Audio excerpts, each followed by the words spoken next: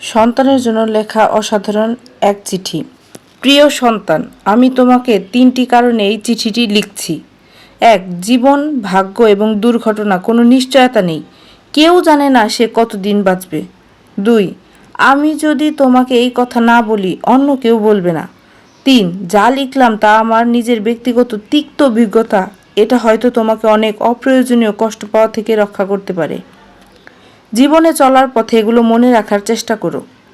যারা তোমার প্রতি সদয় ছিল না, তাদের ওপর অসন্তোষ পুষে রেখো না, কারণ তোমার মা এবং আমি ছাড়া তোমার প্রতি সুবিচার করা কারো দায়িত্বের মধ্যে পড়ে না। আর যারা তোমার সাথে ভালো ব্যবহার করেছে, তোমার উচিত সেটার সঠিক মূল্যায়ন করা এবং কৃতজ্ঞ থাকা।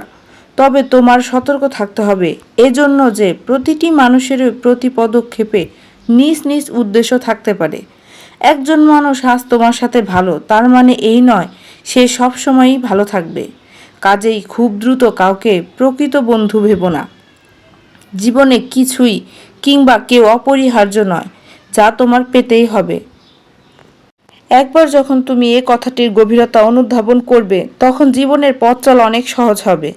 বিশেষ করে যখন বহুল প্রত্যাশিত কিছু হারাবে কিংবা তোমার তথাকথিত আত্মীয় স্বজনকে তোমার পাশে পাবে না। জীবন সংক্ষিপ্ত। আজ তুমি জীবনকে অবহেলা করলে, কাল জীবন তোমাকে ছেড়ে চলে যাবে। কাজেই জীবনকে তুমি যত তাড়াতাড়ি মূল্যায়ন করতে শিখবে, ততই বেশি উপভোগ করতে পারবে। ভালোবাসা একটি ক্ষণস্থায়ী অনুভূতি ছাড়া কিছুই নয়। মানুষের মেজাজ আর সময়ের সাথে সাথে এই অনুভূতি বিপন্ন হবে। যদি তোমার তথাকথিত কাছের মানুষ তোমাকে ছেড়ে চলে যায়, ধৈর্য ধরো, সময় তোমার সব ব্যথা বিষণ্ণতাকে ধুয়ে মুছে দেবে। কখনো প্রেম, ভালোবাসার মিষ্টতা এবং সৌন্দর্যকে নিয়ে বাড়াবাড়ি করবে না। আবার ভালোবাসা হারিয়ে বিষণ্ণতা অতিরঞ্জিত হবে না। অনেক সফল লোক আছেন যাদের হয়তো উচ্চ শিক্ষা ছিল না। এর অর্থ এই নয় যে তুমি কঠোর পরিশ্রম বা শিক্ষালাভ ছাড়াই সফল হতে পারবে। তুমি যতটুকু জ্ঞান অর্জন করো না কেন, তাই হলো তোমার জীবনের অস্ত্র। কেউ ছেঁড়া কাঁথা থেকে লাখ টাকার অধিকারী হতেই পারে, তবে এজন্য তাকে অবশ্যই পরিশ্রমী হতে হবে।